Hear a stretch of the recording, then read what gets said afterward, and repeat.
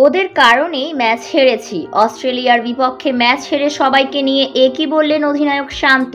দর্শক বিস্তারিত জানুন পুরো ভিডিওতে। দর্শক, বাংলাদেশ অস্ট্রেলিয়া ম্যাচে এ নিয়ে তৃতীয়বারের মতো হানা দিল বৃষ্টি। প্রথমবার টসের আগে বাকি দুইবার অস্ট্রেলিয়ার ইনিংস চলাকালীন তৃতীয়বারের বৃষ্টির কারণে ফের খেলা বন্ধ হয়ে গেছে। তার আগে 11.2 ওভারে 2 উইকেটে 100 রান করেছে অস্ট্রেলিয়া। ওয়ার্নার 53 আর গ্লেন ম্যাক্সওয়েল অপরাজিত আছেন 14 রানে। এর আগে বৃষ্টির কারণে 15 মিনিট খেলা বন্ধ থাকে। ফের খেলা শুরু হতেই হেডের উইকেট তুলে নেন রিশাদ হোসেন।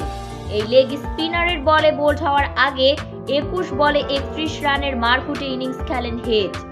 এদিকে তৃতীয়বারের মতো বৃষ্টি নামায় খেলা বন্ধ হয়েছিল, তবে এই বৃষ্টি কমার সম্ভাবনাই দেখছিল না আইসিসি।